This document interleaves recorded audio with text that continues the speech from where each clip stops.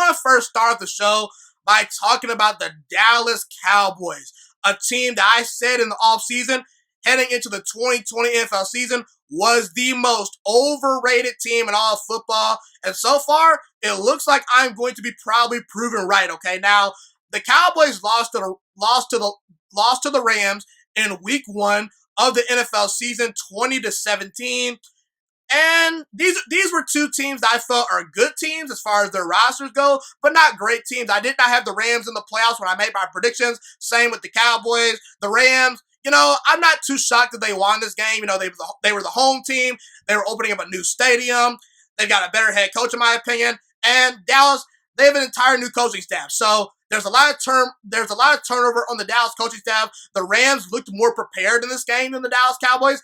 I don't think the gap in talent was all that wide between the two teams. So the team that was more prepared and had the better head coach ultimately won this game, in my opinion. Now, some positives if you're a Dallas Cowboy fan are the fact that this defense actually played relatively well.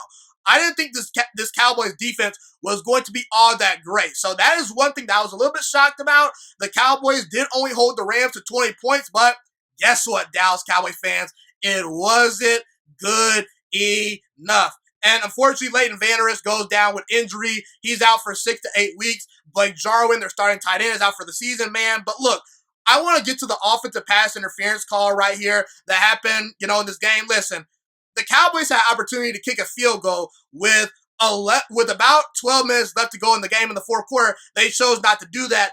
And ultimately, I think that was actually offensive pass interference on Michael Gallup, I believe. Yes. So I would have probably thrown the flag. I understand Cowboys fans are frustrated, but man, listen. There was also an interception that Jared Goff threw in that game where he was clearly held by the face mask, and the Cowboys got away with it. So Dallas, that game did not ultimately come down to that one play. And ultimately, you would have probably tied the game right there. It's not a guarantee you would have won the game if Dak Prescott completes that pass to Michael Gallup. So I'm not here to listen to Cowboys fans saying we got robbed. It came down to that call. No, it did not. You guys just flat out were not good enough to win this game. And it's funny because Dallas Cowboys fans all last year, they blamed everything on Jason Garrett. They said Jason Garrett's the worst head coach in the world. He stinks. He sucks. Once he leaves the building, we're gonna be a Super Bowl caliber team.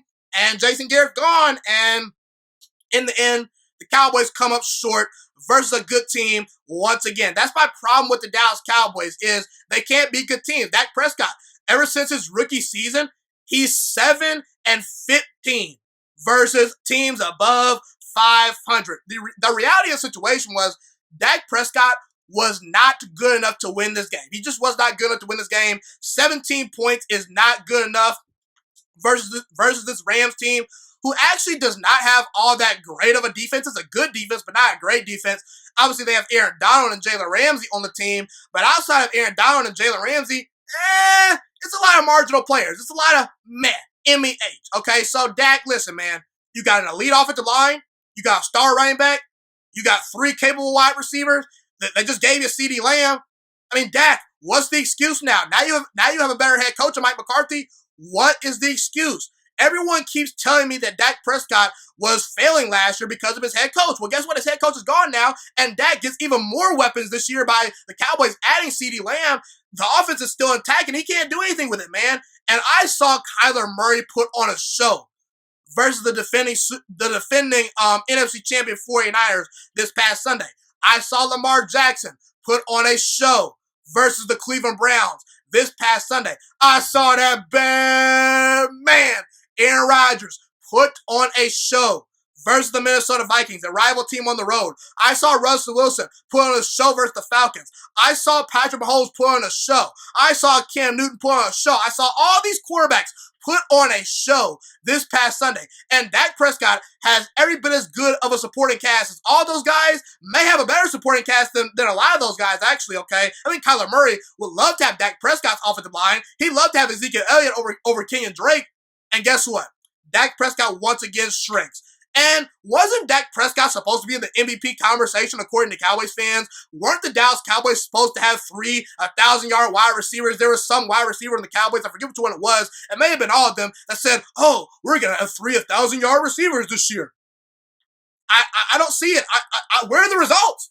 Where are the results, Cowboys fans? Where are the results? Ultimately, the Cowboys are what I thought they were. They're a good team. The Rams are not a slouch. They're not an awful team. So I expect the Cowboys to respond. They'll probably beat the Falcons. They'll probably beat the Browns next week. After that, I think they play the Browns after that. They may or may not. I forget who they play after the Falcons game. Actually, they play the Seahawks. They play the Falcons and the Seahawks, then the Browns, okay? They'll win a couple of those games. The Cowboys will probably finish around 8 to 9 and 7. They're not an awful team. They have some talent. But ultimately, this team is not a Super caliber roster. And a big reason is because of Dak Prescott. Dak Prescott, 64% completion percentage, 266 yards, 1 touchdown pass, a 92 pass rating. That's not good enough. With all those weapons that he has, that's not good enough.